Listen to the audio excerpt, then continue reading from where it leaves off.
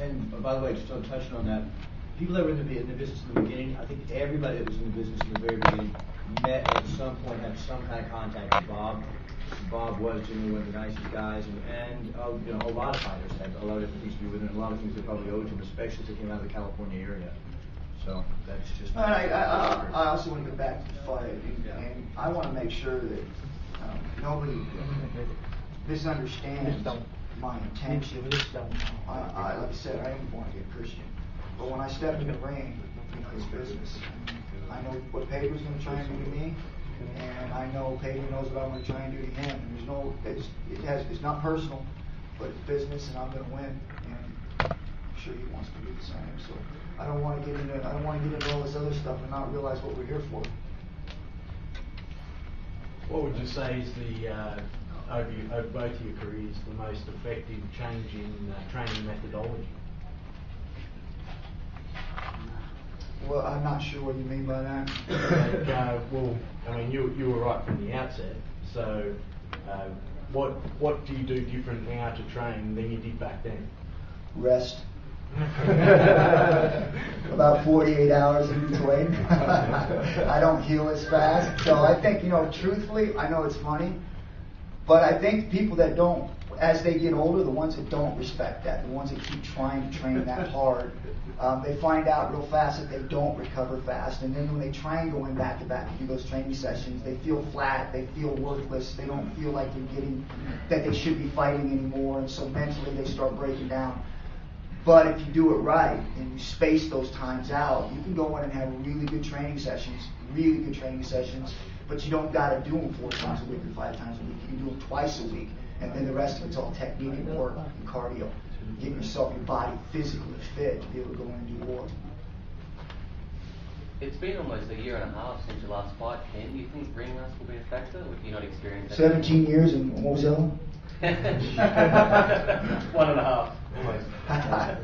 Yeah, it has been a while, and not necessarily what I wanted either, but it worked out that way. So, now I've got to fight, and I'm excited, especially against a guy like Pedro, who I've watched his career blossom. He came in with Marco Lewis, and just to get the record straight, I never had anything against Marco. That was just business. It's a fight, and Marco at the time was coming up fast.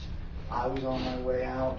He felt like if he couldn't fight me, then it didn't mean anything, because at the time I was the face of UFC.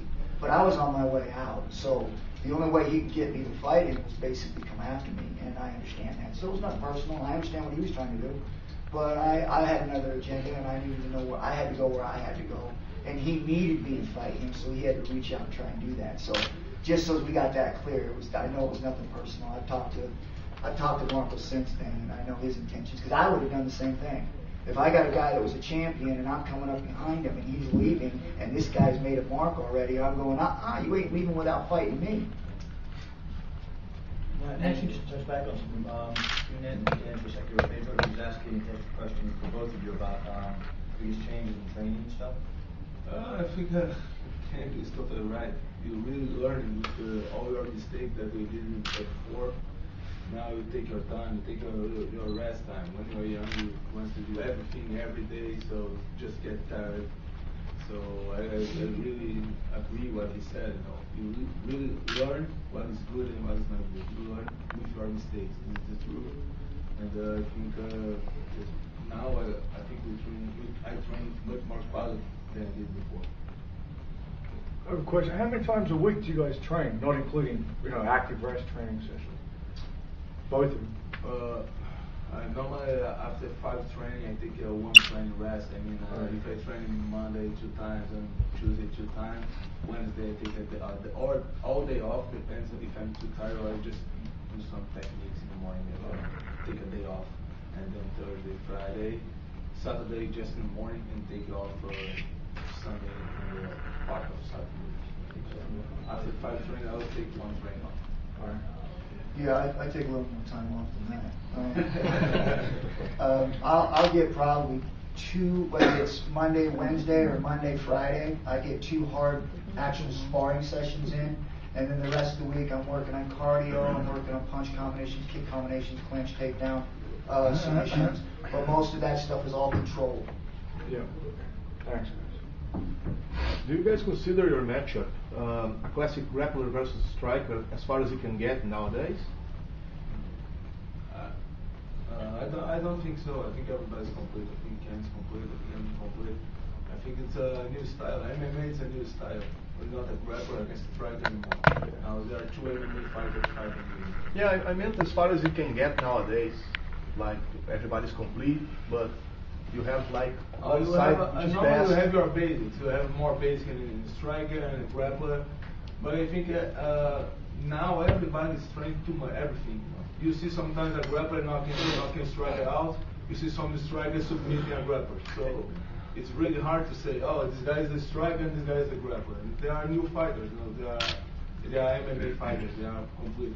That's what I think. Thank you. Yeah, and I think that the important thing too is that in order to be successful, especially in today's MMA world, is that if one person doesn't respect some part of your game, whether it be stand-up, whether it be the clinch, whether it be the ground, whether it be the cardio, they're going to attack you at that.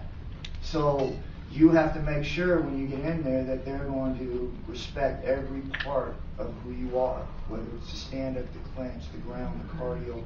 You've got to make sure that they can't attack any one of those parts at all. And if they do, you got to be ready to stand up. Thank you. Pedro, you're coming off 2 victories. Your most recent one just 2 months ago against Gary Goodridge. Do you feel like you have some momentum coming into this fight? You cannot fight for so long? I think it's much better. When I just fought 2 months ago, so I just keep training. It's better than when we start. When you have a long time, you don't fight. You have to start much early to get ready for the fight.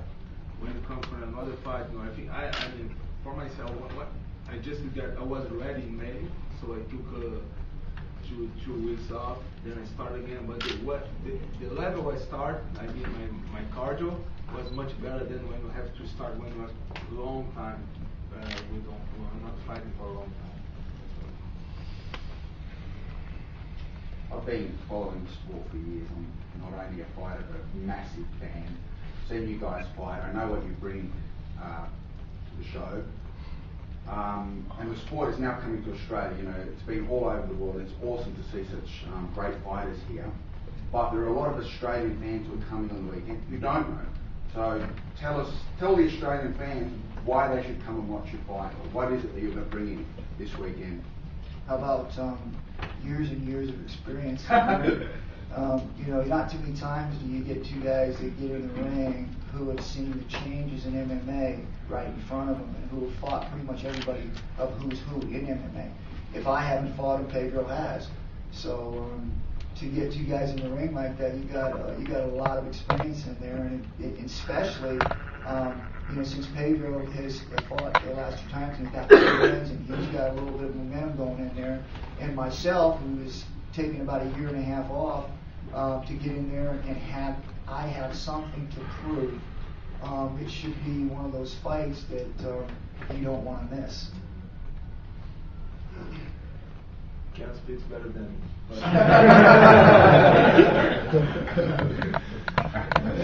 I think everybody should go to watch, man. We have a great fight, not just Ken and I, but all the card are great.